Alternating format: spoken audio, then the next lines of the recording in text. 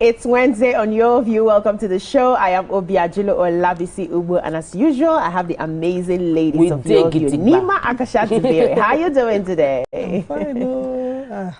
So yesterday, my son comes back from school because we've been this midterm week, so he gives us a benchmark. I'll give you this. I'll give you this score. And said in one of his subjects, he had a low, not necessarily low score, but he didn't get a question. And the question was, just name a drink in your mother tongue. I said, you cannot tell them water.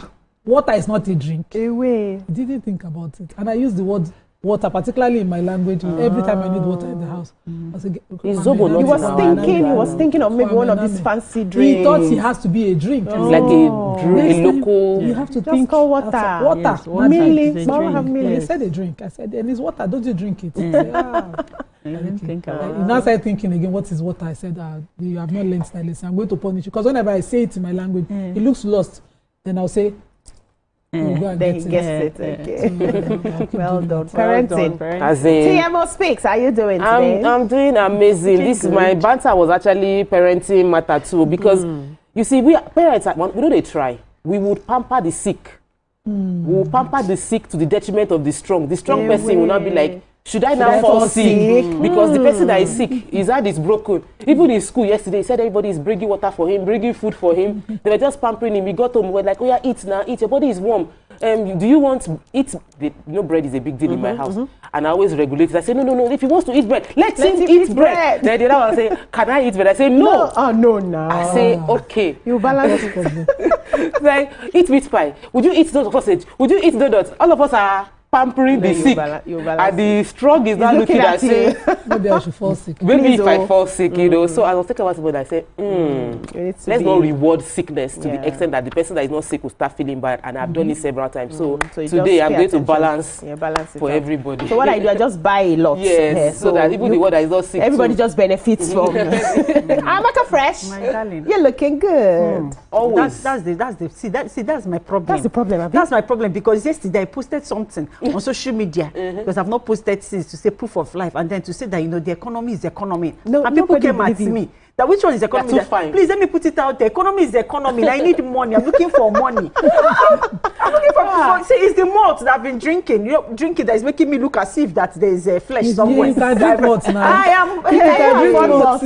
I need money. My body needs economy. Everybody needs money. From here and I'm racing straight to the shop. Yesterday I was there till 8 p.m. I'm telling you, we are looking for money. Everybody, everything just has to go. My own situation is critical. Everything just has to go. Yeah, but free money. I just said, you should just dash me. Whether it's free, whether it's earned, anyhow, let accounts just be doing gang. Very important. But I decided to go without makeup today. You know, I do this from time to time, where for like a month I keep my face clean and clear, so that you can see the skin popping. All Body by BC. Let's take a short break. When we come back, we'll take the newspaper reviews. Stay with us.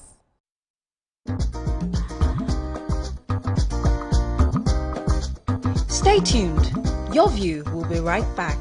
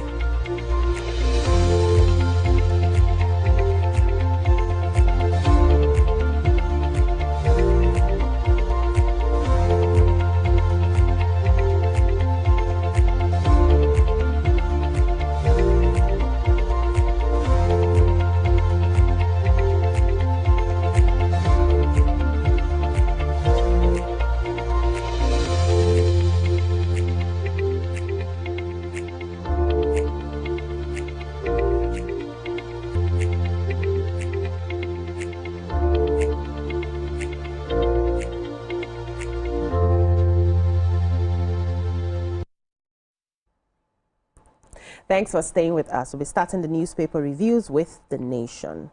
Major headline, Edum, benefits of reforms gradually reaching the poor.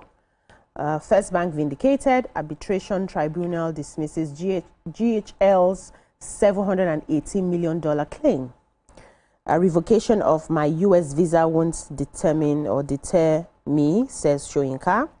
Christopher Kolade lived and ended well, says Bishop. And then federal government's ports modernization policy all-inclusive, says Oyetola. What do we have in The Nation? Okay, so the Nobel laureate, Professor Wole Soyinka, has announced that the US government revoked his AB1 and B2 visa for non-immigrants. And he said that he has looked inside his life. Okay. All these years, he has not warranted any action or inaction he has not done any action or inaction to warrant revocation, but he thinks it's entirely based on his stance. He has this speech themed Idi Amin in the White House. And he says his critical stance against the President Trump. In the initial first administration of President Trump, he had tore his visa, saying that he didn't support him, he didn't think he would become president. And over time, he had been critical about his non-immigrant stance, all his policies that are not fair. And he said he will continue to do that. He said he has looked into his past history. He said, I don't have any criminal record, not even a misdemeanor, to qualify for the revocation. Have I ever misbehaved towards the United States of America? No. So. Do I have a history?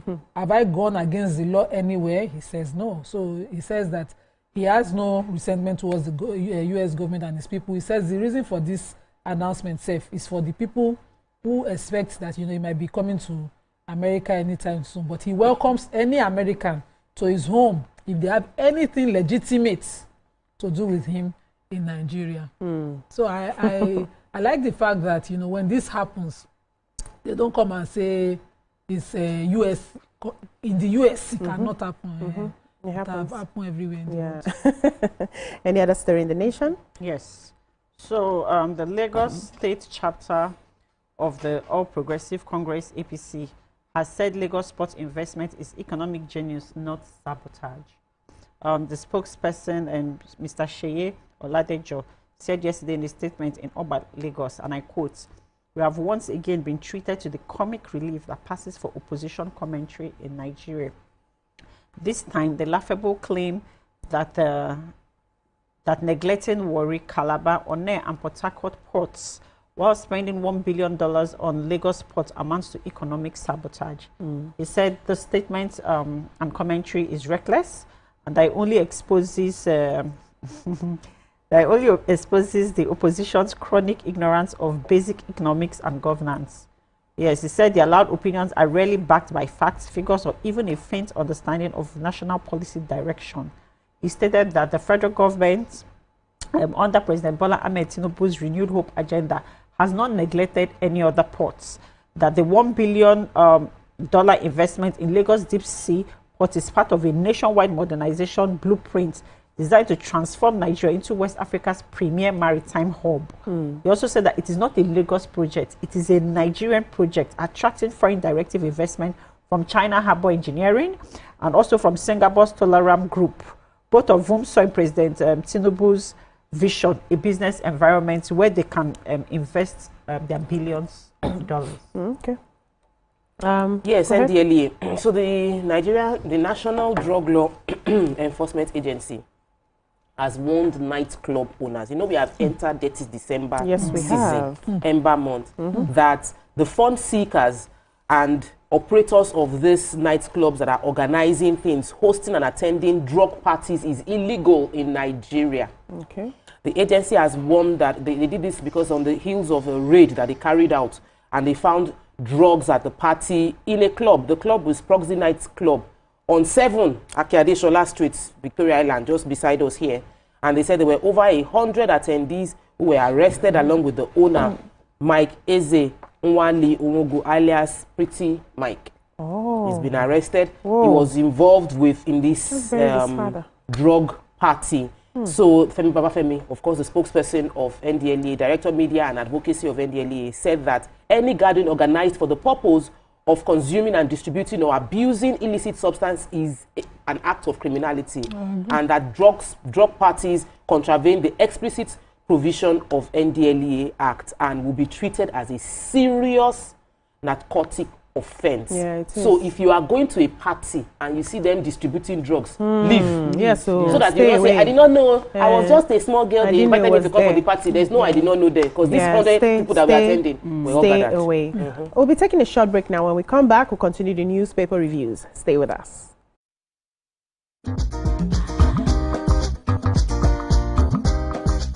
Stay tuned. Your View will be right back.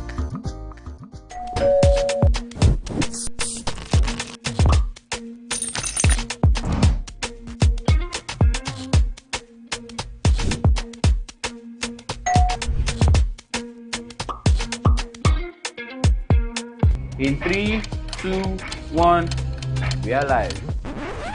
Welcome to East Flash.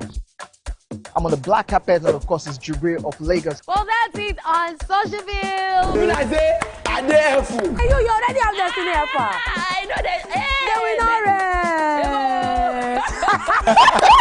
I go shoot out for you. You already know, guys. East Flash give you the best of entertainment, the best of energy, best of everything you need to get your day going. It's East Flash every weekday from 12 p.m. to 2 p.m. on TVC Entertainment. Keeping hope alive. We are the drumbeats that refuse to be silenced, even when the rhythm falters. We are the green that refuses to fade, and the white that dares to shine. Hope is not a stranger here. It lives in our markets, our music, and our streets. Every dawn in Nigeria is proof that tomorrow is still worth fighting for. Hope is a child in the classroom, eyes wide, with dreams bigger than walls. Hope is the farmer planting seeds in faith, believing in rain and harvest. Hope is the youth unafraid to rise, rewriting the story of our tomorrow. Hope is us, millions of voices refusing to give up on the promise of this land. Nigeria, our independence is not just history. It is a call to keep believing, to keep building, to keep hoping.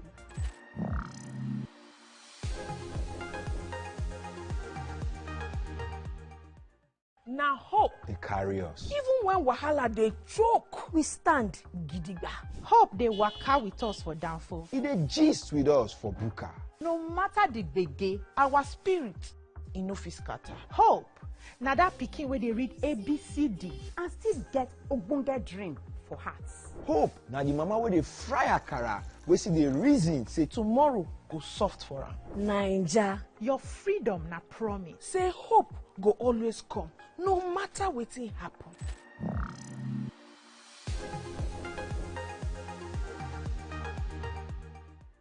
Think fast, play smart, win big. We Cash, the game show where every contestant gets the opportunity to win money. No long waits, no dull moments, just quick questions, quick moves, and free cash. Every second counts, every answer pays, and everyone walks away a winner. Are you fast enough for quick cash? Scan the barcode on your screen, and you just might get a chance to take your shot at instant fortune. Quick Cash, showing Mondays and Fridays on TVC Entertainment.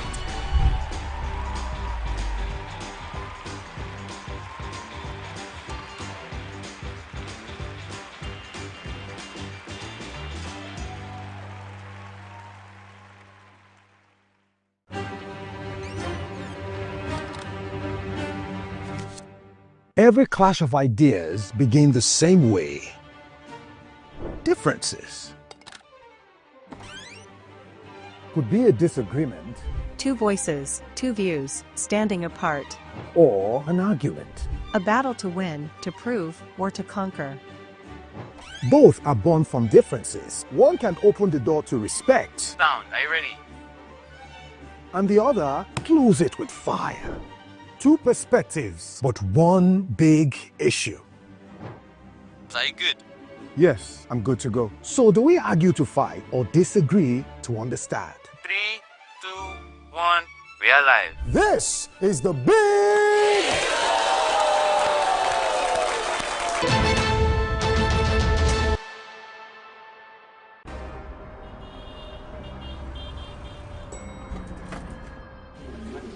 Good morning, everyone. It's a new day. Veronica, where are you at this time? I am here. I'll see you in 5 minutes. Hi, Olamide. Hey, guys. I'm just at the rooftop, keeping my finger on the pulse and my eye on the street. Hey, Toma, good morning. Hope you're up and ready for the show today. Yeah, I just got to the office now. Have you contacted Abuja? Hello, guys. We are set and right on our way to the studio. Just standing by.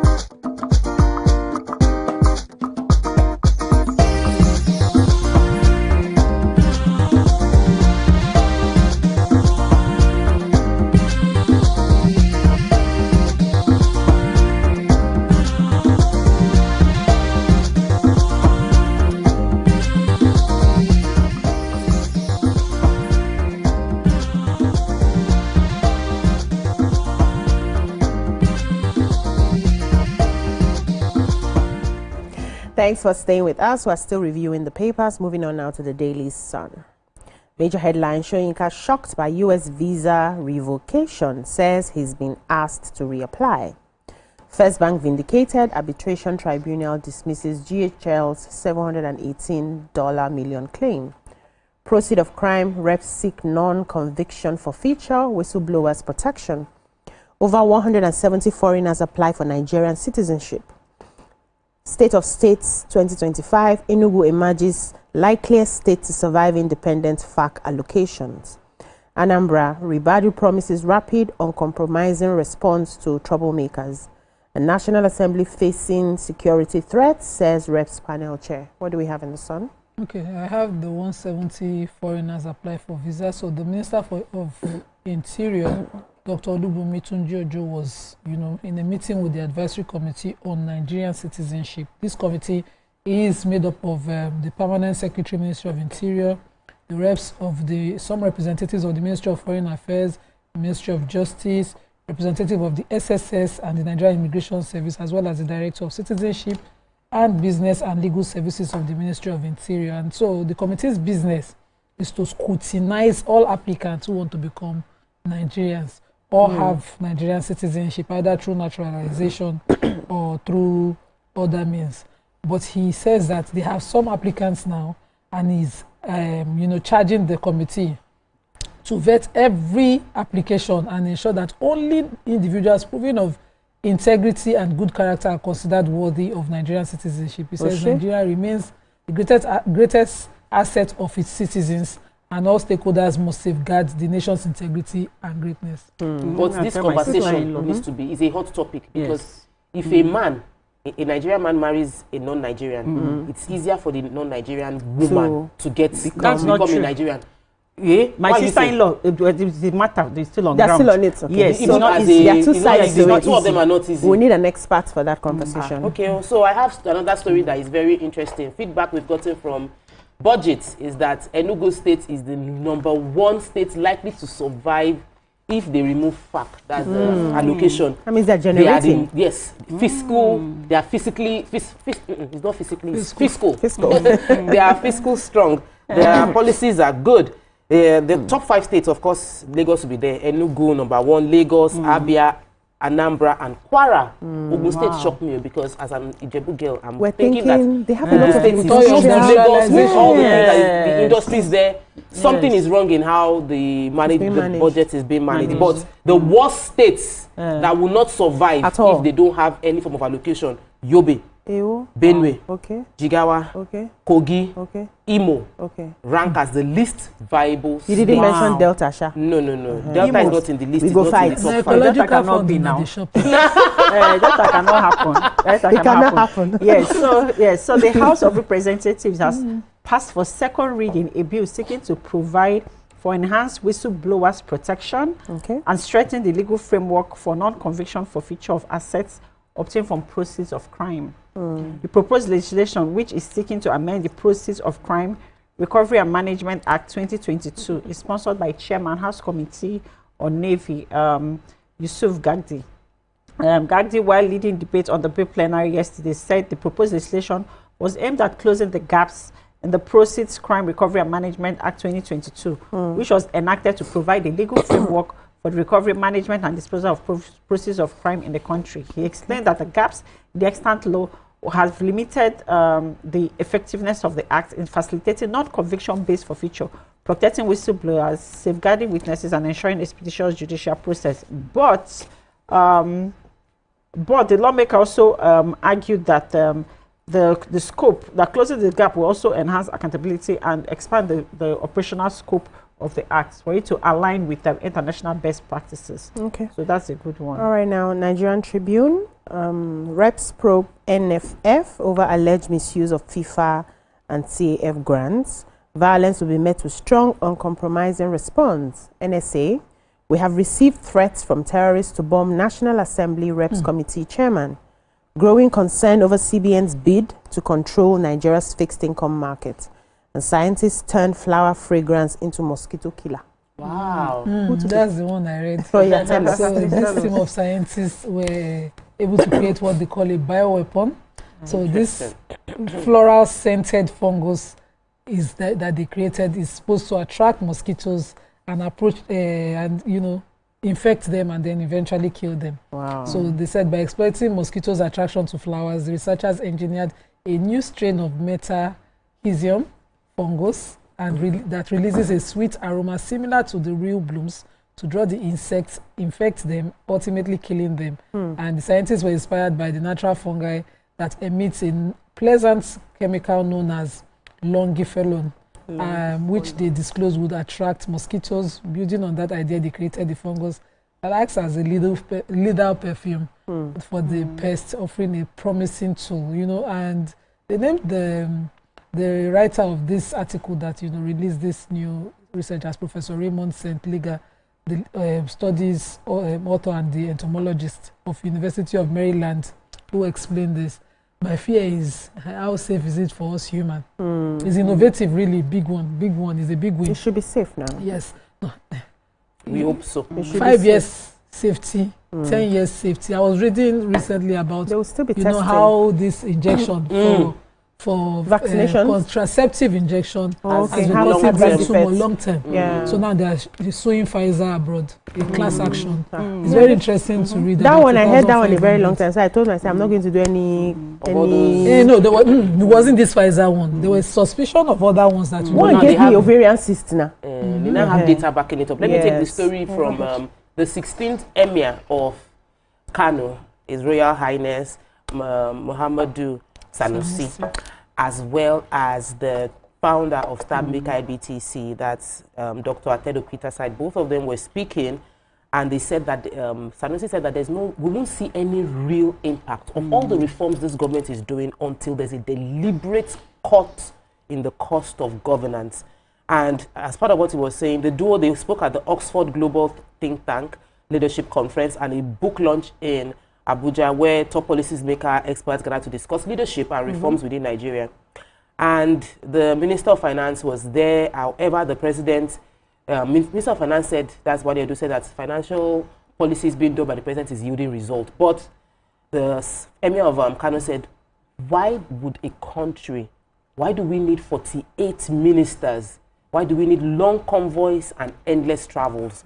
So, in his remark, he also mentioned the fact that there is a failure to understand the economics sometimes leads to misplaced expectation, and there's a role for central bank and a role for Ministry of Finance. A whole lot was said, but I also seriously agree that we need to really cut government expenditure to improve fiscal the barest performance. Minimum. Yes. Yeah, 48 ministers feels very huge. Yeah, it is very huge. So that people who are getting into positions of authority are going there to serve, not because of the many benefits that they will receive for the rest of their lives. Thank you so much, ladies. That's all we can take on the newspaper reviews. When we come back, we'll move on to the topics for today. Don't go anywhere.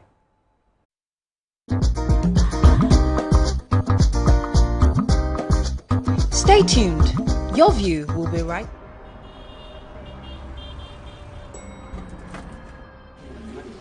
Good morning, everyone. It's a new day. Veronica, where are you at this time? I am here. I'll see you in 5 minutes. Hi, Olamide. Hey, guys. I'm just at the rooftop, keeping my finger on the pulse and my eye on the street. Hey Toma, good morning. Hope you're up and ready for the show today. Yeah, I just got to the office now. Have you contacted Abuja? Hello guys, we are set and right on our way to the studio. And the guest is standing by. Hi Ria. I'm almost ready. Just let me get my glam for the show. Good morning Ibrahim. What about the dailies? I just grabbed the papers. I'm on my way. Good morning, guys. Right. Nobody knows how the day will go, but every day starts with breakfast. Start your day right here on TVC Breakfast every weekday from 7 a.m. only on TVC News.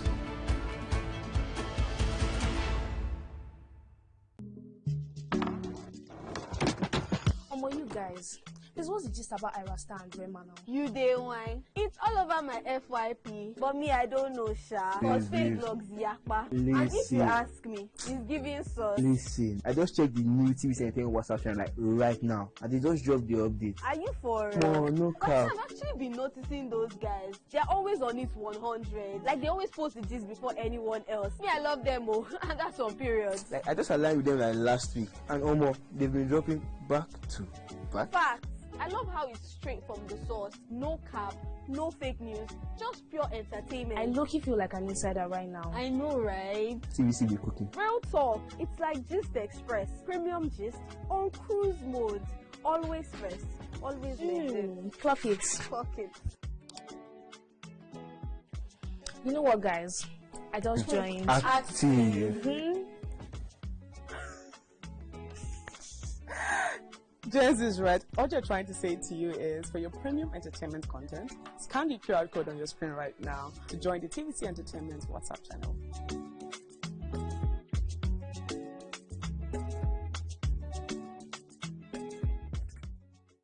From Lagos to the world, TVC Communications has been nominated for its very first international award, the prestigious AIB. It's a recognition of our voice, vision, innovation, and relentless drive to push beyond boundaries. TVC Communications, Nigerian excellence on the world stage.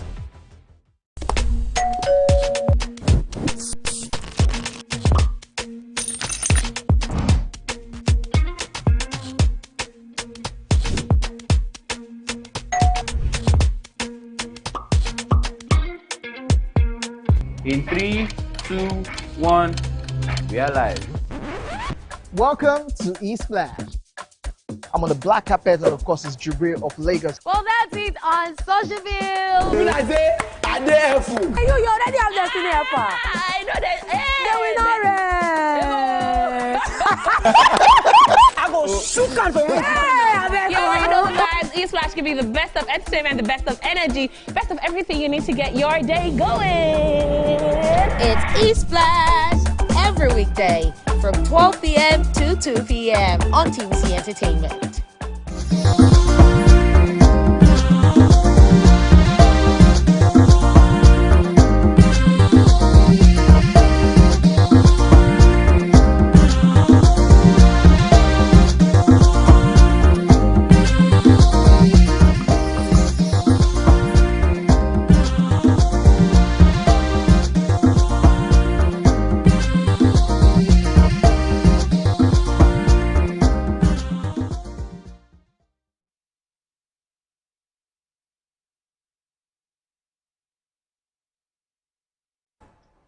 Thanks for staying with us. The story before us this morning is one that's deeply unsettling.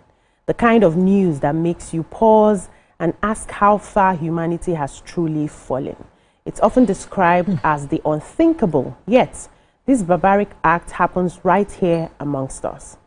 The Enugu state government has confirmed the arrest of one Uzioma Okonkwo, accused of defiling his two biological daughters, aged just 2 and 5. He was arrested on the night of Saturday, October 25th, 2025, after a concerned citizen raised the alarm.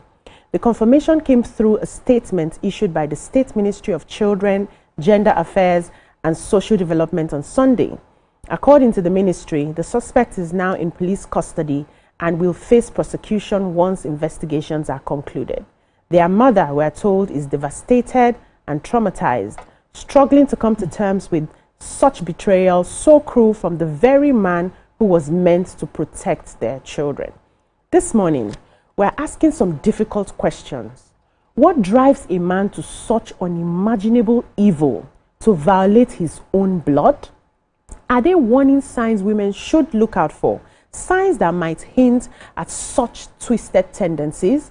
And in a world where trust has become fragile, should a woman completely trust her husband alone with their daughters? Or would that be taking suspicion too far? What are your thoughts on this? You can join the conversation and call us on 02016 352013 or 0902416 or tweet us at TVC Connect using the hashtag YourViewsTVC. This is what we call alo in our place. You know, abomination, taboo, unheard of. It's not done. You know, back in the day, we have things like this happen, and the next thing is they are taking people to the evil forest to just go and leave them there, because that's a sacrilege. That's unheard of. Your own blood. There's something about your blood that will not even make any part of your body rise sexually.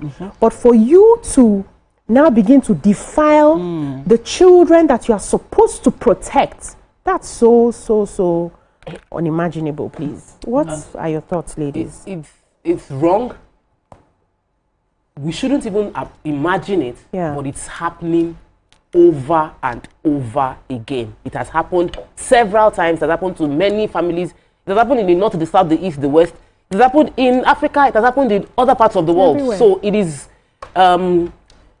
is wrong. But here's the thing: you asked a very crucial question. Is there anything that would give you an inclination about this?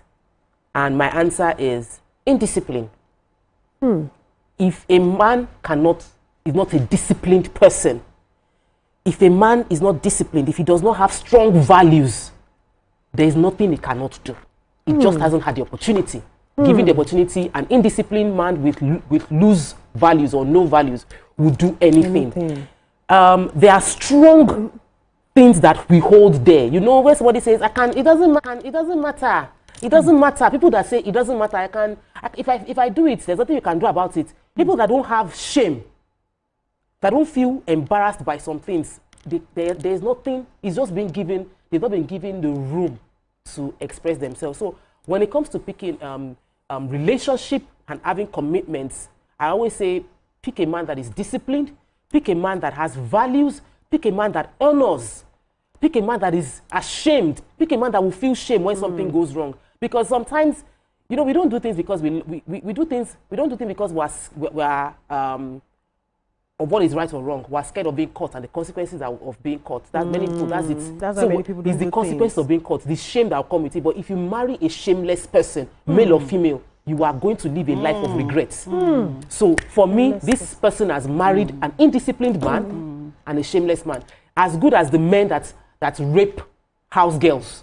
Is in the same WhatsApp group. That man that is raping a house girl, raping the niece that is staying in their house, is the same man that when he does not have anybody that he can sleep with, would pick on his daughter. Because he's indisciplined and he's shameless.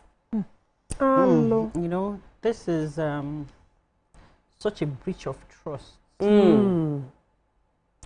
Because you see, when babies hear the voice of their parents or their mother, their fathers, that's who they cling to, that's who they want to hug, that's what they want to hold. You know, and then these kids are 3, 5, like you find out that your home is supposed to be your safe space.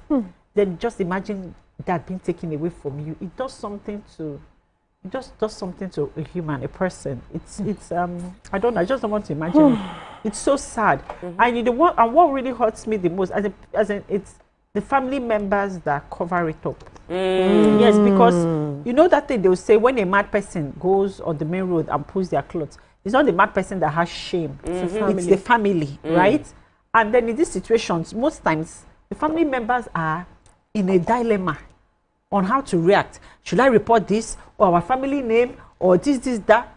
Like I said, you should know that the more that you're holding on to it, it's not about shame, it's not about stigma, it's about the children, the well-being and mental state of children. And you should know that it's not even a crime against your family, it's a crime against the state. It's a criminal matter. You understand? And that kind of person has a mental issue. That person must be brought to book. Definitely. Because how do you want to live with that kind of person? Because this, and I like the fact that the Senate, that they are deliberating, the bill for child abuse, and it shows the seriousness of this matter.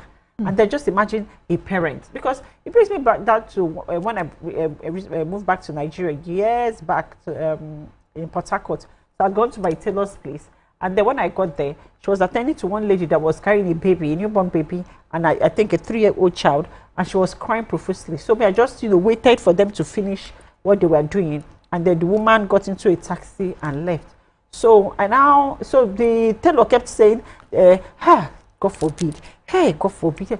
I said, what's the problem? What happened? She now said that the woman's husband was defiling that 3-year-old child. I went from zero to 1 million. Like I said, I was even mad at her for not getting me involved as I was still sitting down there. That the woman was now going to the police. That she woman got to a taxi to go to the police station. I was like, that thing has not left me because I was just wondering how the woman was because she was torn apart. Like what do I do? Where do I start from? Where do I go? It's such a breach of trust. Those kind of men should be punished. They should be castrated. It is painful. Nima. Okay, so sexual violence, and particularly those that are gender-based, female-based violence, are not just destructive of the victim. When you bring it to incest, it's a psychological problem, a social one, one that ruins families. So you can imagine the torture. When you were taking it, you were saying the mother is also going through therapy now. Imagine finding yourself, because there's nothing that prepares you. If a narcissist pretends to be a perfect, God-fearing man, you might enter his home and find out this is what you're marrying your enemy upon yourself. And so how do you manage when it starts to be your kids? So a lot of times that's stress. That's why we said award the woman who speaks up of the abuse of a girl, house girl, talk less of the one that is the child, and the scars outlives them.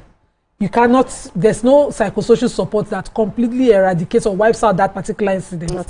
Talk less, but we're not out of laws. Our laws, we've been dealing with this from time. When you called it alu, I was saying in my mind that is agua. It's abomination. It's always been with us. But it became abomination because some people tried. They dared to do it. In the southwestern states, you hear more when it happens within family. They say it's for the wealth. And our movies, sadly, we're also showing it.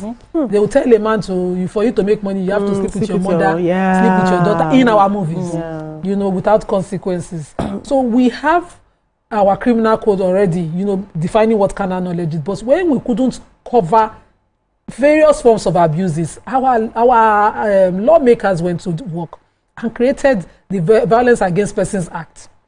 That expands the definition to even touching, to even any kind of other knowledge we know carnal. The one that, all that forms to expand it, and I believe that is a very perfect definition of it. The Nigerian NAPTIP is the body empowered by that law to enforce any sort of that abuse. The problem has always been within family cover-up. This shame, it cannot touch us. Because if you say the shame cannot touch us, can you wipe out the trauma of the victim and other victims, like the mother, for instance, who's watching and mentally, because I don't think the person can be, go feel well. No, it's not same. Because now we realize she has to be mind. For somebody to defile a young, not a young child, a young child first. A toddler, 1 and 2, I bet they're like 2 and 3. 3 and 5. 3 and 5. That's 3 and 5.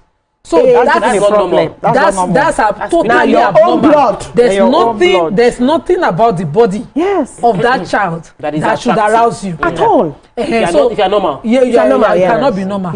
So I don't know how the mother is going to cope with it, but I think that this has continued to grow in each society because of cover-up. This particular case in question, thank God that somebody made an attempt. I saw the video online when they were hitting on the door.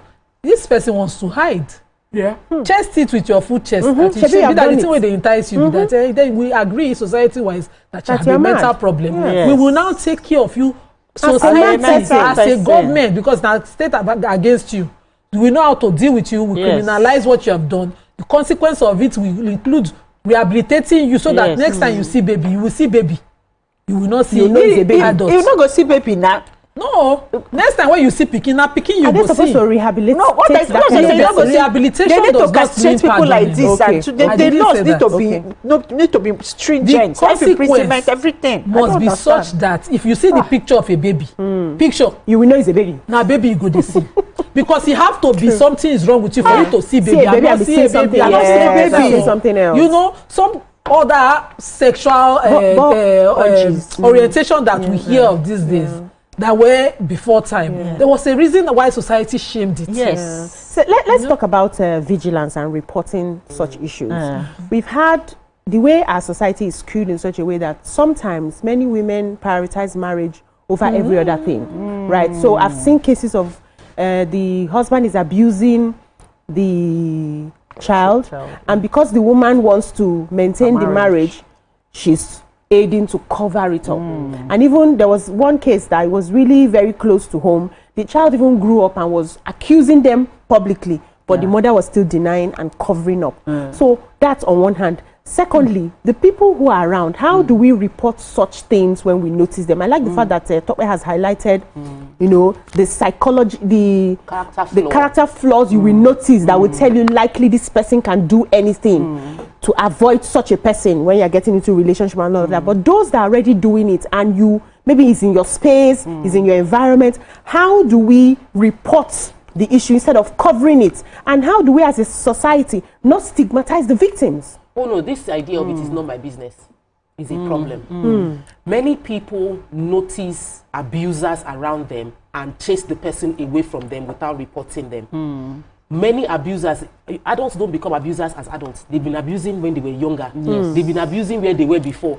And we have enough data to show that many abusers are serial abusers, which means if they were caught and reported early, the later victims would have been saved. So when we say report, it's not because we want you to hurt the family or shame the person. It's because we want to prevent other people from being victims of this person's bad behavior. So calling out is extremely important. I also, like I said, when somebody is raping in secondary school, someone is already touching and abusing people as a young person. The likelihood of it continuing as an adult would be there. So signs to look out for are those kind of things. Somebody that will just see someone and just, you are grabbing somebody's body and you don't say anything wrong in it. I felt that a man that honors his parents and respects his parents to be a man that will care for his family and care for his wife. And that is a fact. So anyone that is abusing, that's what we see. There's already slapping somebody's bum. You can see that he's slapping somebody's bum. You now say you want to marry that kind of person. Nima, we'll take a short break. When we come back, already red flag. We continue the conversation. Stay with us.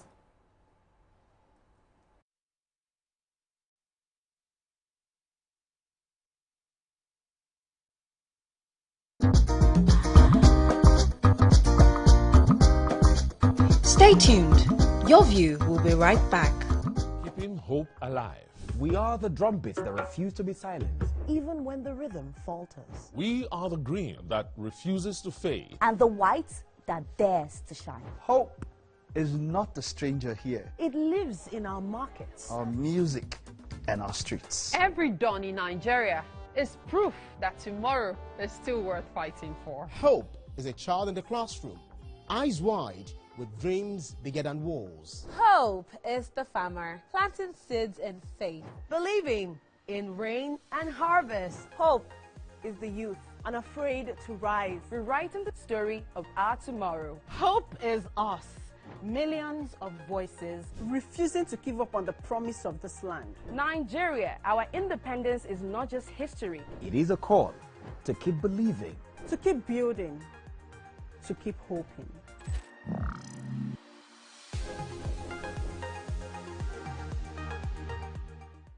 Now hope. They carry us. Even when wahala they choke, we stand gidigba. Hope they waka with us for downfall. They gist with us for buka. No matter the gbege, our spirit no fit scatter. Hope na that pikin where they read ABCD and still get ogbonge dream for hearts. Hope na the mama where they fry akara, we see the reason say tomorrow go soft for her. Naija, your freedom na promise. Say hope go always come, no matter wetin happen.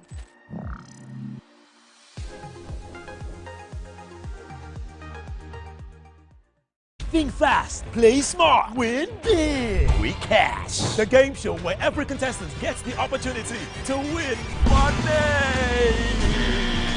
No long waits, no dull moments, just quick questions, quick moves, and free cash. Every second counts, every answer pays, and everyone walks away a winner. Are you fast enough for quick cash? Scan the barcode on your screen and you just might get a chance to take your shot at instant fortune.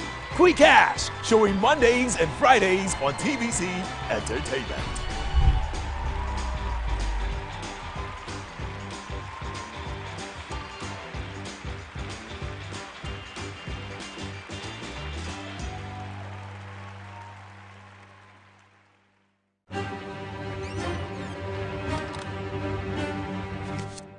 every clash of ideas begins.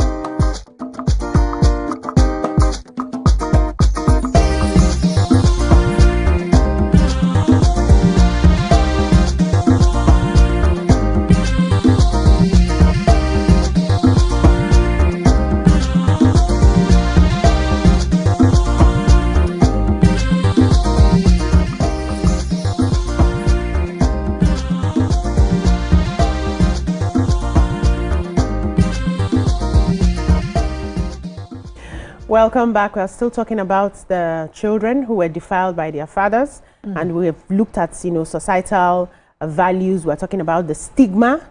We're also talking about reporting and vigilance on the part of onlookers and people around. Yes. So Tokwe was talking about the kind of person that you will end up with that is likely to do it. But I wanted that to expand to families. So you see somebody you want to marry, and in his family they're so secretive. They say daddy's room somewhere, daddy's chair somewhere, all those kind of limits, boundaries that they have normalized.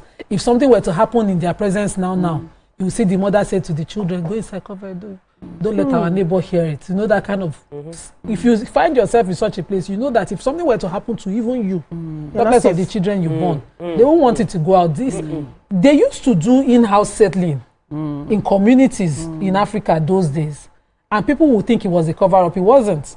If a person was found in an incest situation those days, they escort her. He no go return.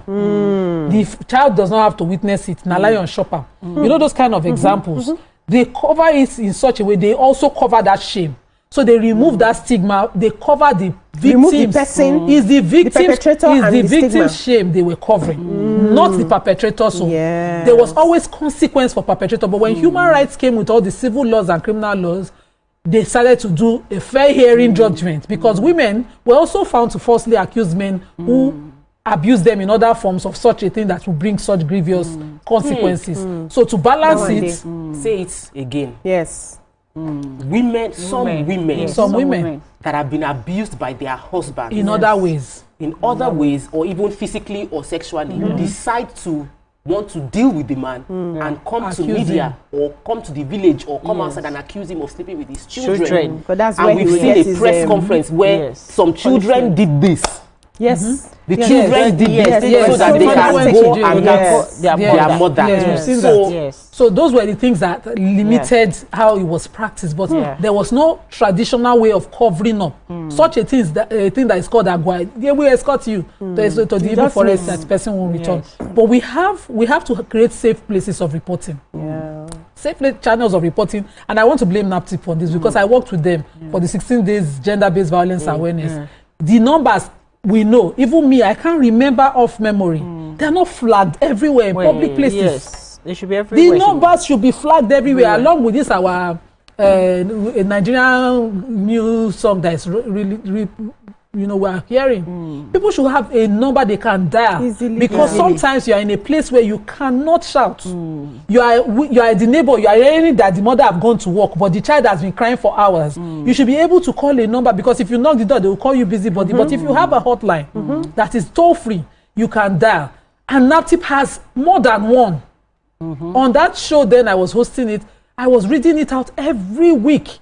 More than one hotline for that purpose. But even if I don't go and carry that paper that I used to remember, I cannot know it because so it has to be in our faces. Yes, it should be in our faces because this is easy to remember. Also, there should be training of the security agents. Remember, we had partnered with DSVA under TT. Yes, I remember. Where they were training police officers to treat gender-based violence, particularly the one of sexual nature, in a particular way where there is no victim blaming. From your questioning. What you wear? What did you wear? Your mommy sends you. When your mommy sends you, they call you. Is it not? Is your name? The victim begins to shame. When they called you, why did you look back? Those kind of they were training officers to respond pro-victim methods to respond to such a report. Because nobody say people know the report, but the discouragement to report is that you know you will spend an entire day repeating the trauma. While you're considerate. Or a mother, they're spending the entire time repeating the trauma because where were you? How did it happen? This one will come and ask. Another officer will come and ask. Places like Warif and Mirabel created a way that mothers will not have to talk too much when the victim is available. They will immediately take samples and confirm that this crime has happened and reduce the interrogation of mothers as opposed to how police does it. So we always advise when this topic comes up. But Warif and NAPTIP, what's it called? What do I call the other one now? Mirabel. They are Lagos-based hospitals. How many other states have other such foundation that we should be talking about? Let's take this call. Chris has called in from Owerri. Chris, good morning. Are you there? Yeah, good morning. Morning to all the ladies out there. Good morning. First time caller. Welcome to the show. Welcome to the show. Yeah, so in respect to the topic at hand, correct, I want to say that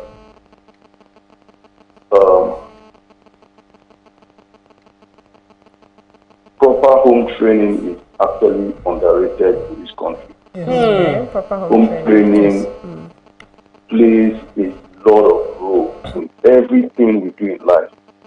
An action that has taken place from childhood to adulthood, and it has already turned to an addiction. So, and you find out that we only look at it from the surface when it happens.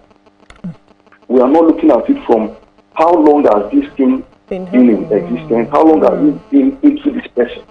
So someone at this level who can go as much as defiling a little girl of 2 and 5. Number one, something is actually wrong. Aside the fact that we'll face it to maybe this person is going through some mental disease. It's beyond that. It's beyond that. So, and another angle I want us to look at this thing, like a different perspective too, is sometimes this is the area where I would like our mothers and the ladies to look into. Sometimes these things they talk about feminism and all that. Most ladies want to like, okay, I'm the boss, I want to be on my own and all that. I want to be on my own, and they leave their marriage. Children who are not raised by both parents, statistics have shown that they are liable to indulge in things like this. So the father has a role to play in anything, the mother has a role to play. So, and this is why when things like this happen, you find some people want to cover it up. They want to cover it up so that people will not say this is what happened, the family and all that. Then a lot of things will start coming up. So the summary of this whole thing is that home training is highly underrated in this part of the world. Thank you very much. Yeah, thank you. So you can see that most child abuse cases always happens within the home. If it's not nephew, it is caregiver, it is house, domestic staff that is living with you. It's always where the people have access to the kids, and where there's trust, a breach of trust, because you find out that a child that is 3 years or 5 years old, you know how kids are. If they don't know you, then they don't want to be comfortable with you, or they don't. If you're calling a small child, even a baby self, you want to carry a baby and the baby doesn't recognize you or know you, they pull away. So you find out that that kind of abuse, child abuse, always happens within. Yes, based on trust. But then I want to talk about victim blaming and victim shaming. And in this instance that we're talking about now, the victim is the children and even the mother. It's not just one-sided. You know, because it's so funny how society now starts saying, where was the mother? Why did the mother not notice that this thing was going on? That one happened. Even the woman herself will also start blaming herself. Like, I said, how can this thing be going on? The woman already is blaming herself. You know, that kind of thing. And because I have a problem with people that sit down to start blaming, to start victim blaming and victim shaming. That you should have known. Yes, you yourself, you have a big problem. Because don't just think that it's one-sided. Well, everybody has a role, a responsibility, and should take accountability for their thoughts and how their mind works, because this is how society is shaped. And this is how we can, that something has happened, an ordeal has happened, but then how do we move past it, right? It's not putting blame on anybody, because let me tell you something, there are men that come across, or women that come across as amazing churchgoers, they bring that the Holy Ghost fire, but that the things that they do, it will scare you. It's unfortunate that we have to, end this conversation, but it's very important that we know that these things are happening, and we all need to open our eyes and hold each other accountable. We have touched on many parts of it, identifying people who would likely do this. We've touched on the fact that we need to stop victim shaming, victim blaming, the stigma surrounding the victim. The perpetrator is the one who should have all the shame. And I like the fact that we have a bill that's, present in the House that, in fact, there's a particular one I just received, and I said operatives of the Lagos State Police Command have apprehended a 39-year-old man identified as Best Orji for allegedly defiling his 2 daughters in Surulere. There's also another one, which is a father, Michake Ogba, who was sentenced to triple life imprisonment for defiling and raping his 3 daughters of age 10, 20, and 24 years. This happened in 2022. I'm happy that this one highlighted the consequence for the perpetrators. So please, when we see issues like this, we need to speak up. We need to find help. And like you rightly called out the agency that's supposed to give us the information or the numbers to call, so that we have the numbers on our head. You have your number for emergency, you have your number for this. These are some sort of emergency. God help us. Thank you so much, ladies. That's all we can take on this topic. Oh, we have a call before we go, and then we'll wrap up the topic. We have Chris, Mr. Cole from IBA. Good morning, Mr. Cole. Are you there?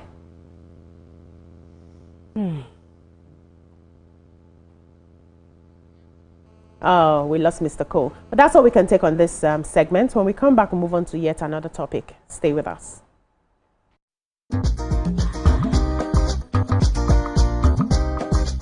Stay tuned. Your view will be right back.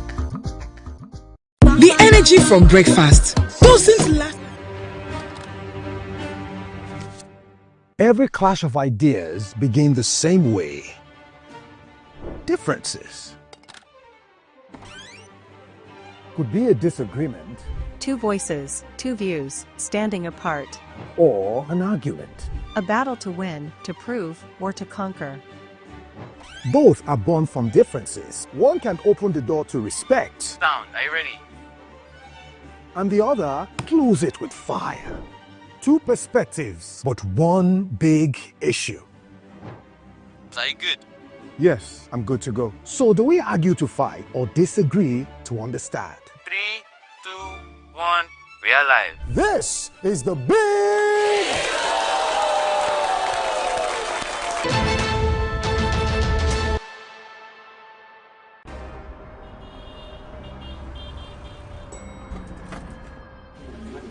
Good morning, everyone. It's a new day. Veronica, where are you at this time? I am here. I'll see you in 5 minutes. Hi, Olamide. Hey, guys. I'm just at the rooftop, keeping my finger on the pulse and my eye on the street. Hey Toma, good morning. Hope you're up and ready for the show today. Yeah, I just got to the office now. Have you contacted Abuja? Hello guys, we are set and right on our way to the studio. And the guest is standing by.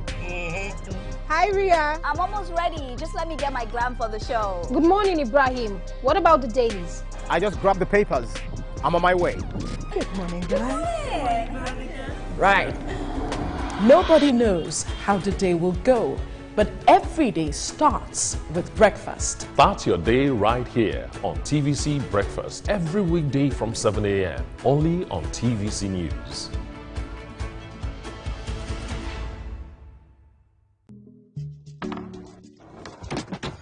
You guys, this was just about Irasta and Rema now. You day wine. It's all over my FYP, but me I don't know sha. Cause fake blogs yakpa. And if you ask me, it's giving sauce. Listen, I just checked the new TVC Entertainment WhatsApp channel like right now, and they just dropped the update. Are you for Oh, no cap. I've actually been noticing those guys. They're always on it 100. Like they always post the gist before anyone else. Me, I love them, oh, and that's on periods. Like I just aligned with them like last week, and almost they've been dropping back to back. Facts. I love how it's straight from the source. No cap, no fake news, just pure entertainment. I low-key feel like an insider right now. I know, right? TVC be cooking. Real talk. It's like Gist Express, premium gist on cruise mode. Always first, always next. Clock it. Clock it. You know what, guys? I just joined. Active. Jess is right. What you're trying to say to you is, for your premium entertainment content, scan the QR code on your screen right now to join the TVC Entertainment WhatsApp channel.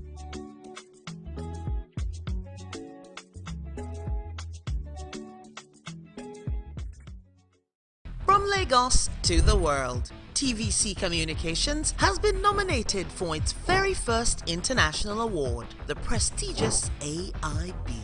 It's a recognition of our voice, vision, innovation, and relentless drive to push beyond boundaries. TVC Communications, Nigerian excellence on the world stage.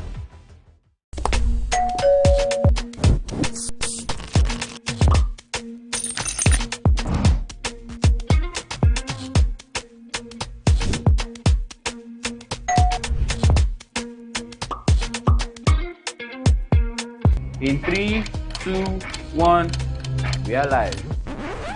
Welcome to eSplash. I'm on the black carpet, and of course, it's Jibril of Lagos. Well, that's it on Socialville. You like say, I dare fool. You already have Destiny Alpha. I know that. I go shoot out for you. You already know, guys. eSplash can be the best of entertainment, the best of energy, best of everything you need to get your day going. It's eSplash every weekday from 12 p.m. to 2 p.m. on TVC Entertainment. Think fast, play smart, win big. We cash. The game show where every contestant gets the opportunity to win money.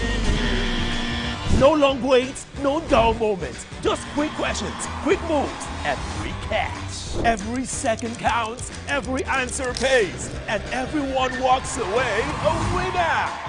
Are you fast enough for quick cash? Scan the barcode on your screen, and you just might get a chance to take your shot at instant fortune.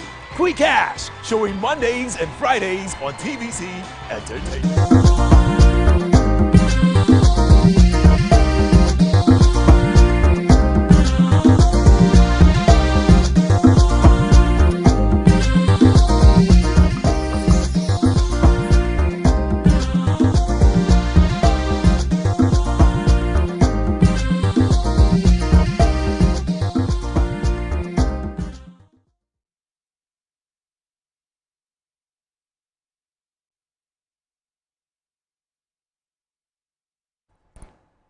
Thanks for staying with us. China has taken a bold step in the digital space, enacting a new law that regulates social media influencers. Under this law, content creators are now required to hold verified professional qualifications before they can post or comment on sensitive subjects such as medicine, law, education, and finance. The regulation officially took effect last Saturday, signaling China's intent to curb misinformation and strengthen accountability online. This morning on the show, we turn the spotlight to our own digital environment here in Nigeria. Should our National Assembly consider replicating a similar law to promote responsibility and credibility online?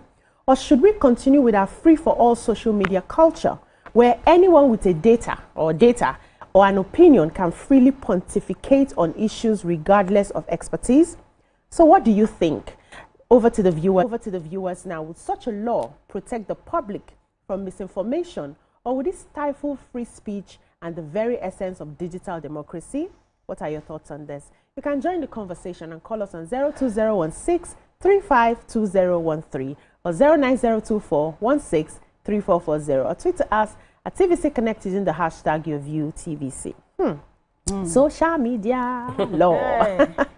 So if you have to talk on certain subjects like law, medicine, those very sort of, subjects, you must be certified so that they are sure you are not misinforming the public. I think it's a good one. It's amazing. I think it's an amazing, personally, I think it's a sweet one because we have a lot of quacks out there who just come out, you just hear something and then you put ring lights, put this, put that. But let me come to the ladies. Let's see. Every day, my love and respect for China keeps increasing. Should we relocate? Hi, I'm telling them, I just relocate to China. Because these people are forward thinkers. They are. And they protect the mental health of their citizens. Yeah, people. Because we can see, every day we sit down here, we're complaining about bullying, about this, about that on social media. In fact, it's as if half of our problem is now social media. What proceeds from this social media? And everybody is an influencer. Influencer. What are you influencing? You don't even know. And I like what China called them. They call them the key opinion shapers. Major opinion, because if you're an influencer and you want to influence this corp, the mindset is that you know about this corp. You know everything concerning this corp. So when you're speaking from facts and data, and then when anything about this corp comes, you're able to stand gidigba. But we've now seen that most influencers, they don't know, they cannot stand gidigba to come and challenge the facts and the data that they're putting out.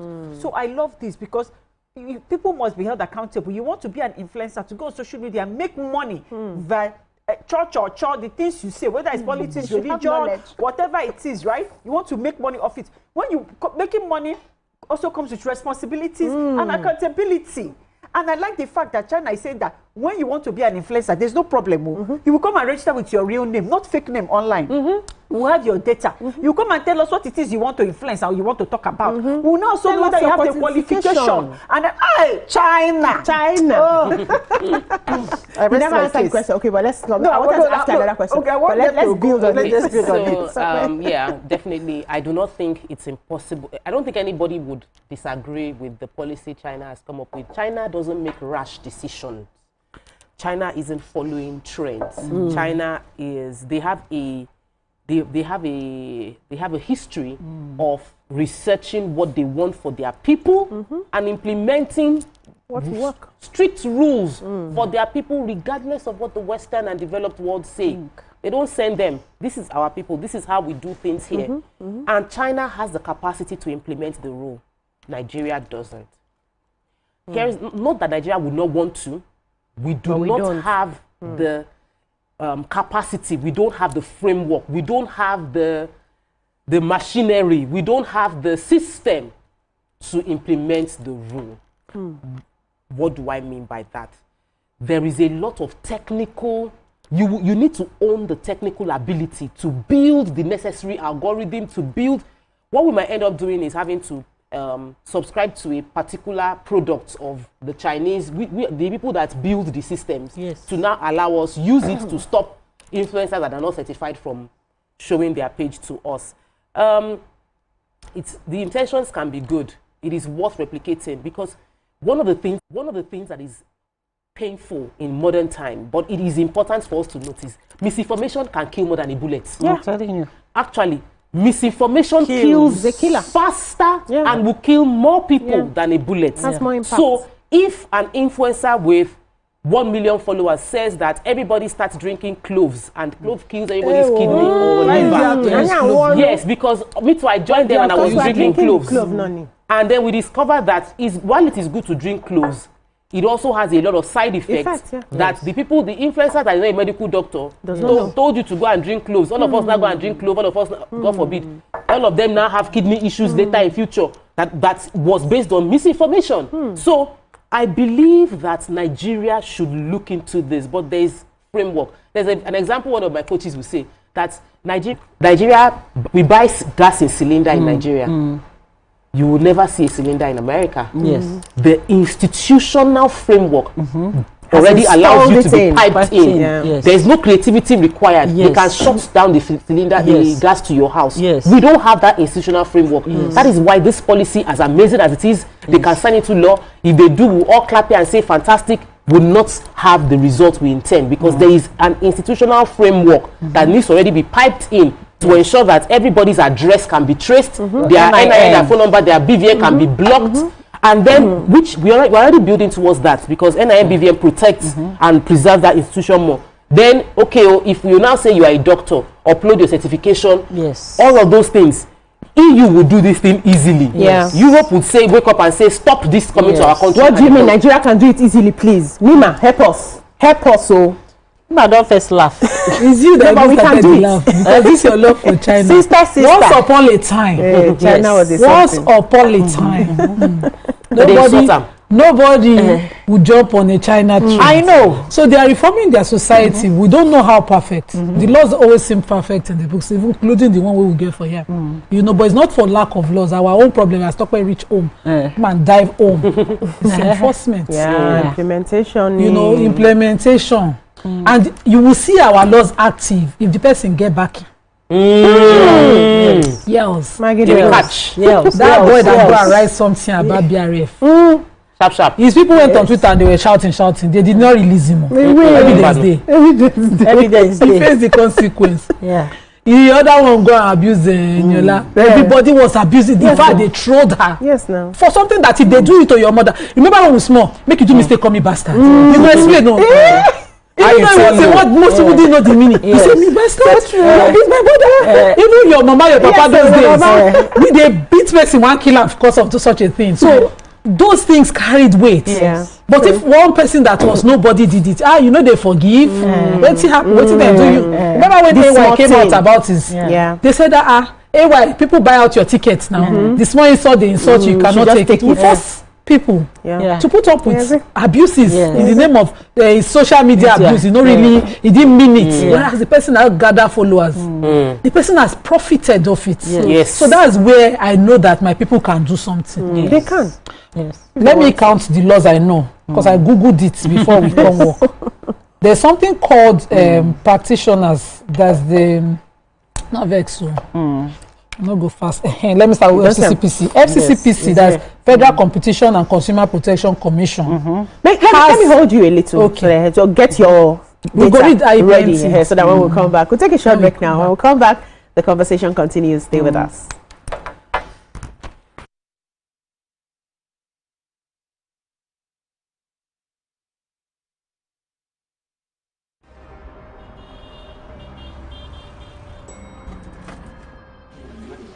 Good morning, everyone. It's a new day. Veronica, where are you at this time? I am here. I'll see you in 5 minutes. Hi, Olamide. Hey, guys. I'm just at the rooftop, keeping my finger on the pulse and my eye on the street. Hey, Toma, good morning. Hope you're up and ready for the show today. Yeah, I just got to the office now. Have you contacted Abuja? Hello, guys. We are set and right on our way to the studio. And the guest is standing by. Hi, Ria. I'm almost ready. Just let me get my glam for the show. Good morning, Ibrahim. What about the dailies? I just grabbed the papers. I'm on my way. Good morning, guys. Hey. Right. Nobody knows how the day will go, but every day starts with breakfast. Start your day right here on TVC Breakfast every weekday from 7 a.m. only on TVC News. Now hope they carry us. Even when wahala they choke, we stand gidigba. Hope they waka with us for downfall. They gist with us for buka. No matter the gbege, our spirit e no fit scatter. Hope. Now that pikin where they read ABCD and still get ogbonge dream for hearts. Hope. Now the mama where they fry akara, we see the reason say Tomorrow go soft for her. Naija. Your freedom na promise. Say hope go always come, no matter wetin happen.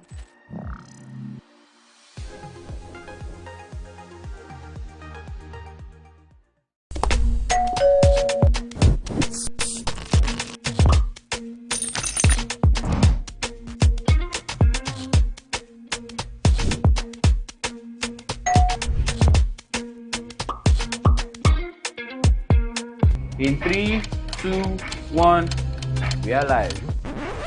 Welcome to Eastland. I'm on the black carpet, and of course, it's Jubril of Lagos. Well, that's it on Socialville. When I say, I dare fool. You already have Destiny Helper. I know that. I go shoot her for you. You already know, guys. E-Splash give you the best of entertainment, the best of energy, best of everything you need to get your day going. It's E-Splash every weekday from 12 p.m. to 2 p.m. on TVC Entertainment.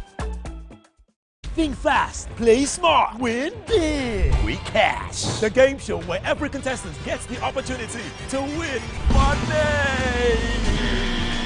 No long waits, no dull moments. Just quick questions, quick moves, and free cash. Every second counts, every answer pays, and everyone walks away a winner. Are you fast enough for quick cash? Scan the barcode on your screen, and you just might get a chance to take your shot at instant fortune. Quick Cash, showing Mondays and Fridays on TVC Entertainment.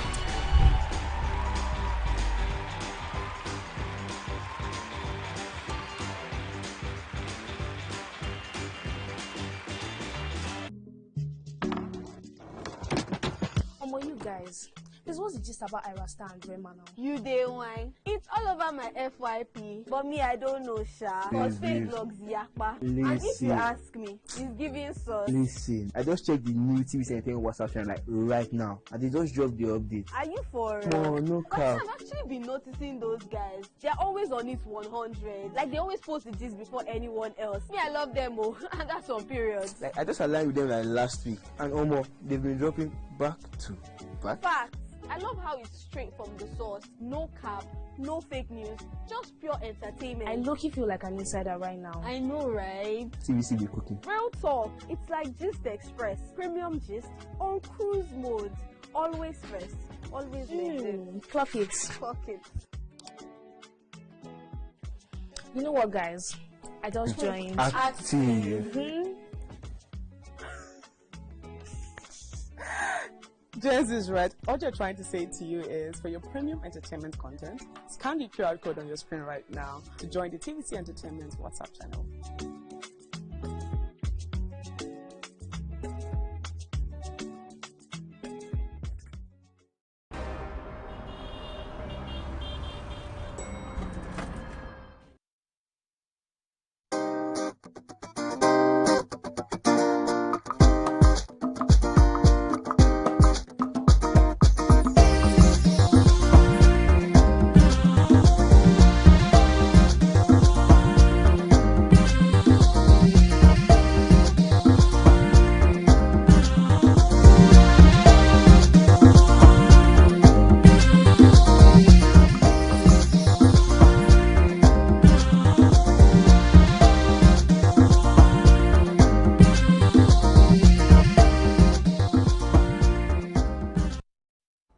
Welcome back. We're still discussing China's new policy on social media output, and you were going to give us some of the laws very quickly because we have to go. ACON is the all digital advertising. Sorry, the body that regulates advertisement, and so all digital advertisement from influencers and their promotions must be vetted by ACON.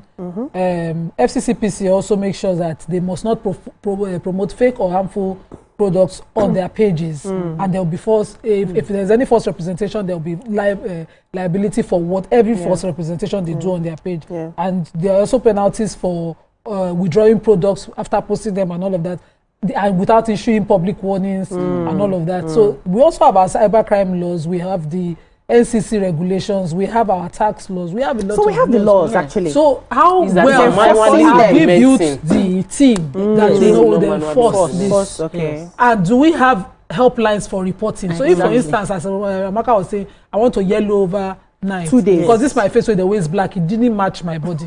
So if I now go and buy the thing from your shop, you have assured me, and the thing come and burnt me more, I should be able to call. No, but why are you yellowing in 2 days? Because your skin is the biggest organ. Why do you choose to yellow in 2 days? It's you that say that you can yellow. No, you cannot yellow in 2 days. Normally, you can't put the blame on the consumer. That's misrepresentation. So I have a problem. I want to solve it a particular way. I visit a dermatologist. They will charge me 30,000 for consultation, and they tell me it's pigmentation. But you say you have solution for yellow 2 days. Yes, so all those realistic expectations. It's not, no, you can't put the blame on the victim. Hold on, you can't put the blame on the victim. We're human beings. We have brain.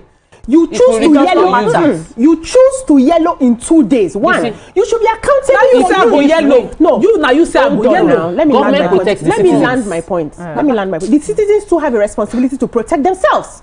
So if you, as a human being, full-blown human being, you know that it is not possible to yellow in 2 days without harmful chemicals, and you choose to come. So as they are punishing the person who is yellowing you in 2 days, they are punishing you. So you are saying in a fraud case, for instance, your boyfriend tell me that he will love me, I should wire my pension to him. It's me that is the fool. Why did you wire your pension? But he loved me, I want to love him, and he didn't love me back. And then they not tell me that it's organic, product that is to be with that. We have come to the end of this. Let's wrap up this conversation. But I think Nigeria has the powers to implement this if they want to go through. We don't have to start with the very big institutions. We can start small. Every organization or platform like Instagram, Facebook, Twitter that wants to register to have access in their country, we will give them guidelines. You must make sure that you get the NIN, you get the address, you get the email before you can register. Identify your people before you can register. So that if anything goes wrong, we come to you straight from source. Nigeria has the power to tell social them media to for do your that. country. It's done in other places. We can also social media must be regulated for Nigerian market. Yes. They will tell Meta that Meta, this is how Nigeria social media you finish the work. We can also monitor ourselves. It's about taking responsibility. We monitor ourselves, we report some of the things, and many people are saying that skit makers will suffer, content creators. They mention specific, sensitive industries, so it's not everybody. So they mention we not quickly do anything. No, somebody is saying that I'm not proud of my color. That's not. We made an example. That's not what we said. No. Hold on. I need to set it correct. Nima, hold on. Wait. Let me finish what I'm saying. I'll give you that floor. So sensitive subjects like medicine, law, education, and finance, those are very sensitive, and that's what they are regulating. They are not regulating the whole, content creating, skit making, movies, and all. No, that's not what they are saying. But go ahead. So for people who know the hear well, who get hearing problem, this color has never been a problem. We just made an example because I have face pigmentation. Okay, it comes from family. When I'm on antibiotics, my face burns. So you see it is darker. It doesn't match my body. The color is too different. If I go to a dermatologist, it's a problem I might want to solve. I'm not looking for yellow over 2 days. We made an example. For people who are making decisions, because people don't hear well before I'm trending for the wrong reason. Nima, please, you cannot trend for that. It was an example you were giving. That's all we can take on this segment. When we come back, we'll move on to another topic. Stay with us.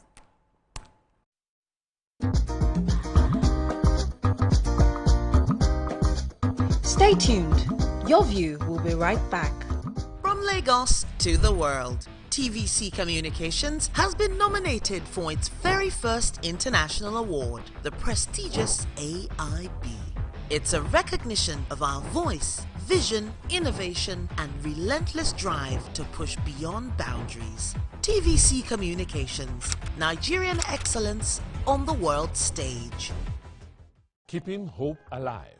We are the drumbeats that refuse to be silent. Even when the rhythm falters. We are the green that refuses to fade. And the white that dares to shine. Hope is not a stranger here. It lives in our markets, our music, and our streets. Every dawn in Nigeria is proof that tomorrow is still worth fighting for. Hope is a child in the classroom, eyes wide, with dreams bigger than walls. Hope is the farmer planting seeds in faith, believing in rain and harvest. Hope is the youth unafraid to rise, rewriting the story of our tomorrow. Hope is us, Millions of voices refusing to give up on the promise of this land. Nigeria, our independence is not just history. It is a call to keep believing, to keep building, to keep hoping.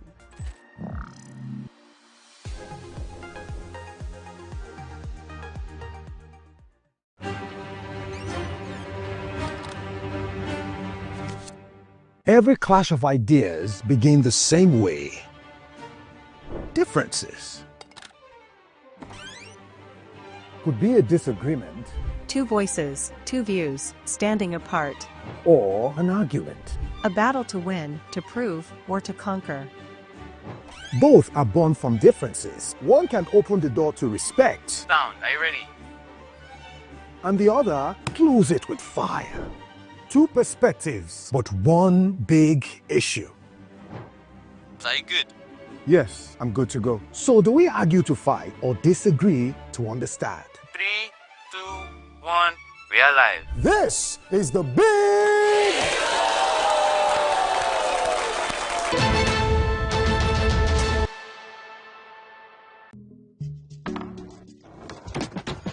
You guys, this was just about Irasta and Rema now. You day wine. It's all over my FYP, but me I don't know sha. Cause fake blogs yakpa. And if you ask me, it's giving sauce. Listen, I just checked the new TV Entertainment WhatsApp channel like right now, and they just dropped the update. Are you for No, no cap. I've actually been noticing those guys. They're always on it 100. Like they always post with this.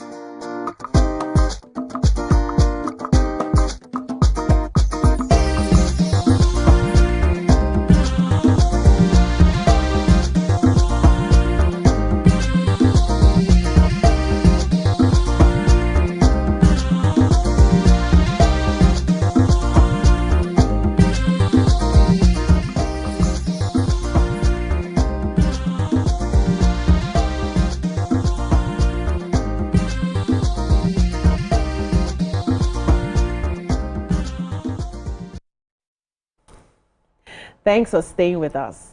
Joining us live from our Abuja studio this Wednesday is Sanusi A.S. Meikudi, entrepreneur, active citizen, and member of the Network for Justice Kaduna. We will be unpacking the controversy surrounding Attorney General Lateef Fagbemi's recent order for a multi-agency probe into the presidential pardon exercise, a decision that has sparked heated national debate. Has mercy become a mask for political loyalty?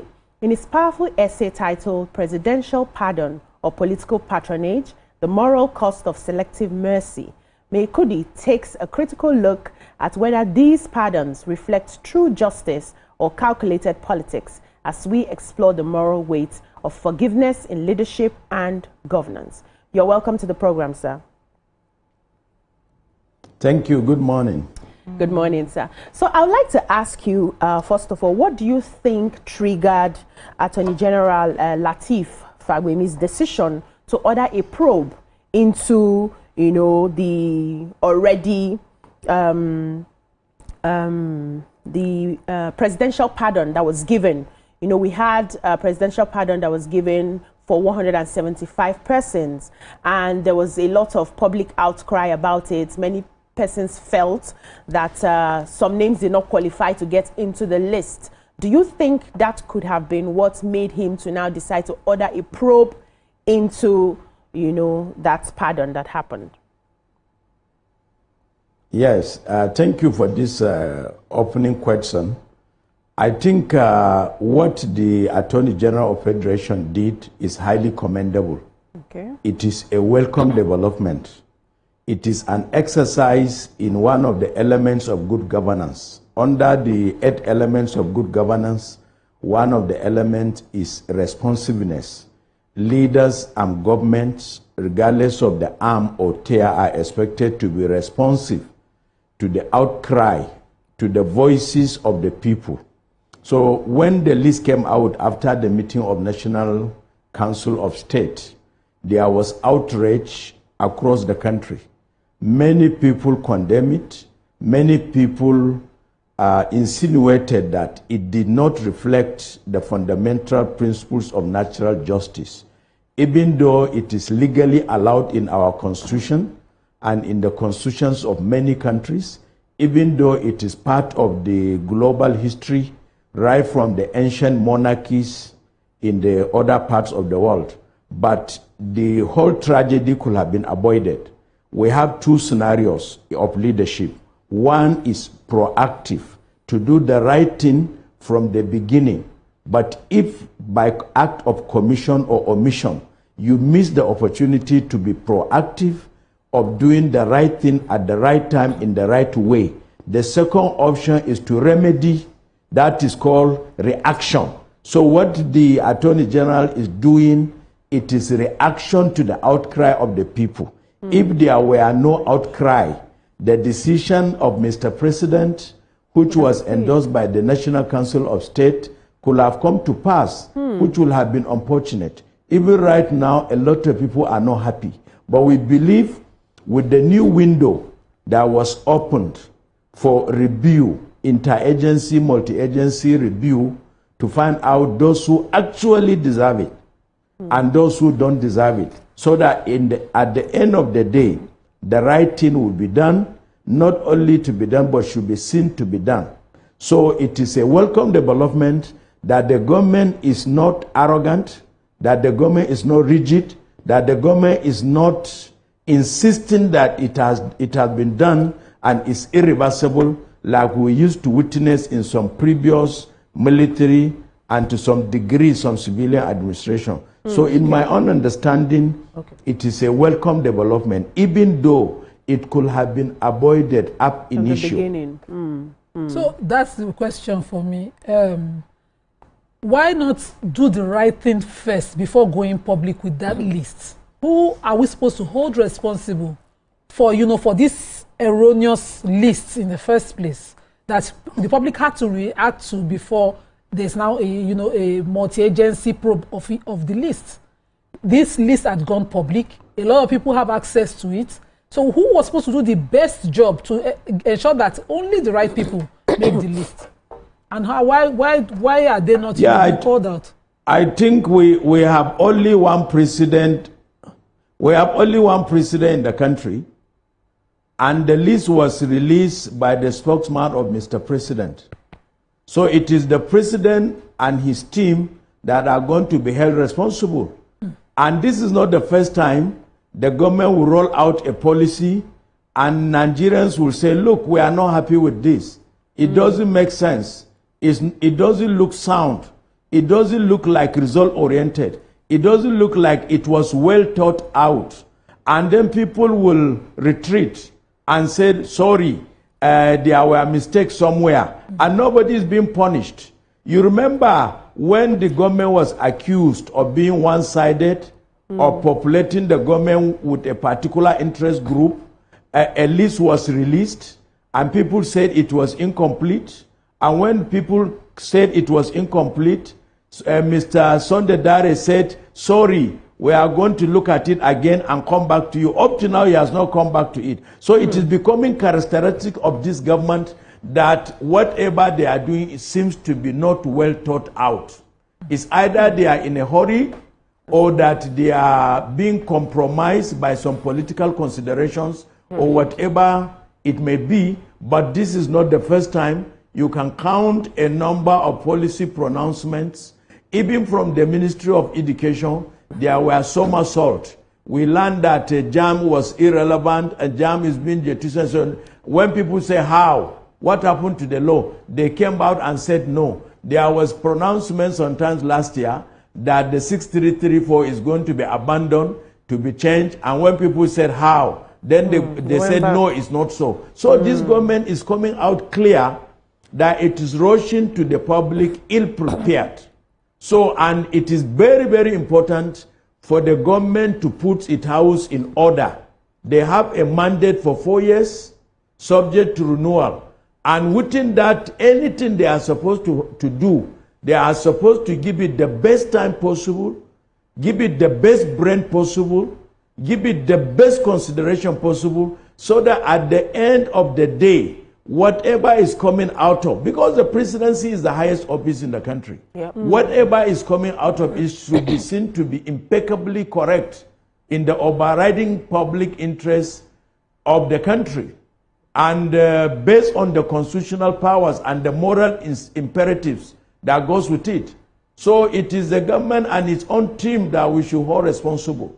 Okay, okay, thanks for that. So with an ongoing probe, right, do you think it should be conclusive or just a mere assumption that every name on that list of pardoned individual carries either political, economic, or social weight, and that it seems not that a single ordinary Nigerian, was on that list? Should it be concluded, or should it just be a mere assumption because it's an ongoing probe? That is my opinion. You are quoting my own words. I wrote that. Yes. Because, all of us come from different parts of the country.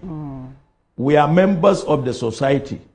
We know what we know, and every politics is local. Every development is local. So, as far as I'm concerned, all the people on the list are national figures. All the lists on the list are national figures, people whose story have been carried out in the media. And you can do a background check on all of them, and if you are able to trace an ordinary individual, it will be an exception, not the norm. Majority of the beneficiaries, majority of them come from big homes. They have a strong, higher level political affiliation. Some of them are elites, power brokers in their own right. Some of them, their crimes are monumental. What we are saying is that the Nigeria, our country, our fatherland, has social classes. We have the ruling class, we have in the economic terms the people called the haves, and we have the haves not. The Federal Bureau of Statistics have released out data that over 3/4 of Nigerians are living in multidimensional poverty. Multidimensional poverty means poverty of wealth, poverty of shelter, poverty of health, poverty of food, poverty of water supply, sanitation, and hygiene.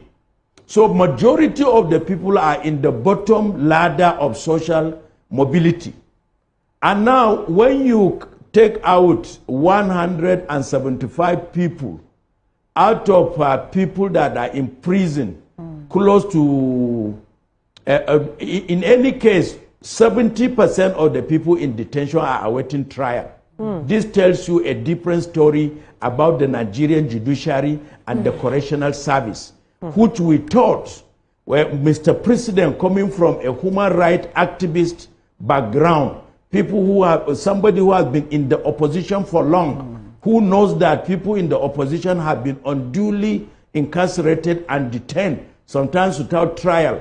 He will have instituted a far-reaching judicial reform, correctional service reform, to avoid these types of predicament. So, and right now, if you venture out of investigative journalism, go to our prisons, you will be shocked to find out that people are in detention because they could not pay a fine of 15,000, 20,000, or a driver overspeeded and entered somebody's farm. There are people in detention for minor offenses.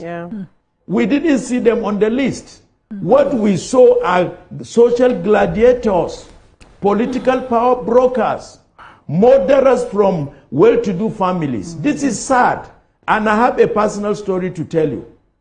I came across one young Nigerian who spent 12 years in detention.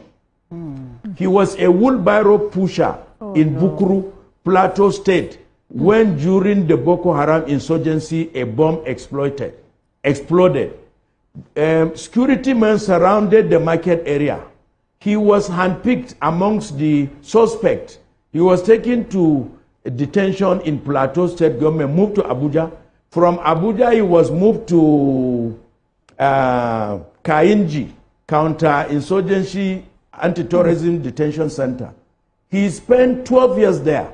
When the human rights organizations visited that place 8 years ago, he was adjudged innocent and declared free by the judicial officer that was assigned to review inmates in the detention center. From the day of that declaration, he had to spend another 4 years in detention. Oh, no. Before the day he was released to his family.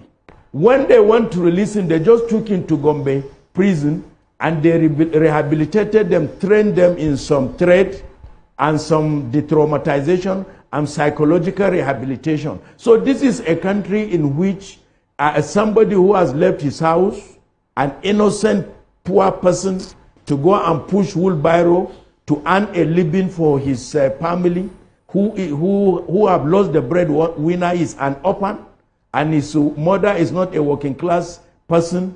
He has to spend 12 years in detention. But we have people who have committed heinous crimes. They without even remorse, they are being released within 1, 2, 3 years, 4 years. We know our laws allow it. Because our laws allow it. If our laws allow it, we must exercise the law with maturity, with wisdom, with ethical and moral consideration. Absolutely. We should have a big picture of the legal and justice system. Yes. So talk by please. Because if we abuse it, the idea of serving as a deterrent to others will be defeated. Okay. Let's get in a few more questions, sir. Thorough investigation. Okay, sir. Thorough prosecution. Let's get in a few more questions for you. Will be demoralized. Yeah, so true. So talk by please. Okay. Okay. I'm with you. Okay, all right, sir. So from what you've said, obviously, it's you detail what many Nigerians already feel, that the system supports the powerful, the system supports the rich, and I agree. However, in other countries where we've seen a bit of balance, it wasn't because of the politicians, it's because of advocacy. The advocacy compelled the politicians to do what they need to do. Do you think that we have enough advocacy, pressure groups, pushing for prison reforms as much as we should have? Or do you feel like the political class is ignoring the clamor for prison reforms? We've had nomenclature change when it comes to... Thank you very much. Thank you very much. You know, I'm telling you, in my own understanding and experience, Nigeria had a robust pressure group system. And they are doing fantastically well for the country, pro bono. There are social causes. People have volunteered to advocate for better society, for the greater good of the greater number of people. There are people working in the labor domain, people working in the judicial domain, people working in the economic domain, people working in the social domain. We have a fantastic ecosystem of the pressure group. The only problem is that our elite don't respect the rule of enlightened self-interest. Nigeria today has become one of the most unequal society in the world. We are operating a system close to that of the apartheid. Whereas the apartheid regime in South Africa is based on race. The apartheid in Nigeria is based on social status. Your access to clean water determines your ability to buy and pay. Quality education, healthcare, personal safety, security, shelter, anything. If you can't afford it, you go to help. Since when Nigeria adopted the neoliberal economic policies, the ruling class have become romantically attached to the capitalist economic model of society. And it is not the only and the best model across the world. There are different models like China. They have uplifted hundreds of millions out of poverty. But in Nigeria, we have become the global capital of poverty, the global capital of inequality. And so our society is now homoranking. People are living in poverty, out of school, unemployment, high cost of living, insecurity, and the government is proving insensitive. So the advocacy pressure group, right from students, workers, civil society, academia, even the media. Media are contributing in amplifying some of the voices of the people. But the ruling class are adamant. They are adamant. They are self-opinionated. They value their own interests over and above other interests. They don't counterbalance with the majority. If you have a society where 1% of the society own more than what the 99% own twice, that society is unequal.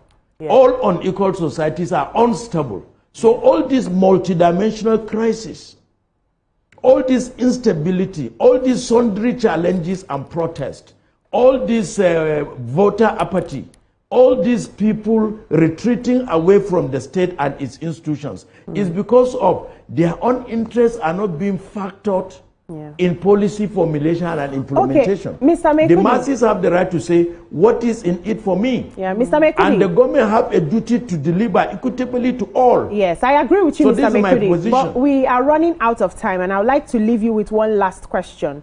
So this presidential pardon is what we call the president's prerogative of mercy, meaning that he has to use his discretion to pick whoever he wants to pick and give that pardon.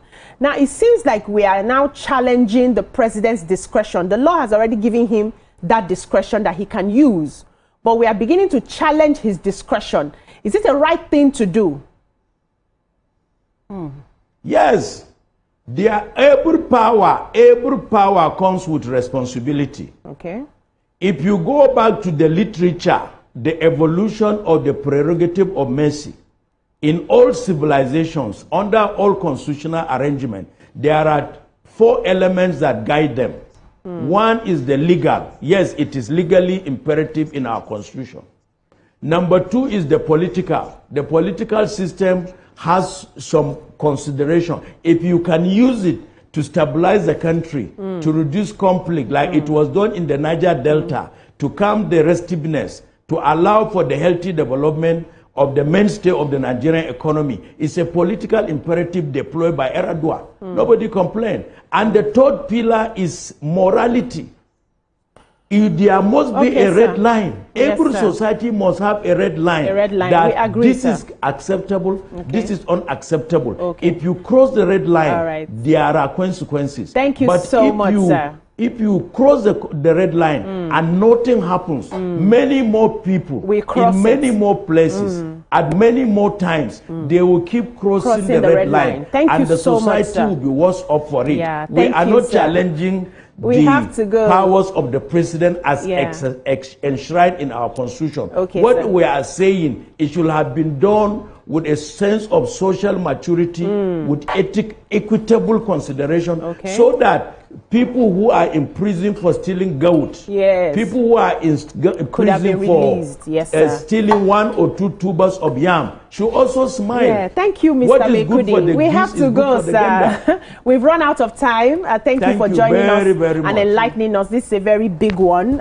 It just brings to mind what we need to begin to pay attention to, especially the people in office, because now the populace is awake and aware. They will question, they will ask, you know, for accountability and responsibility on all quarters. Thank you so much for joining us, and thank you so much, ladies, for a wonderful show today. Yes. That's all we can take on the show today. Join us tomorrow for another interesting one. Bye-bye now.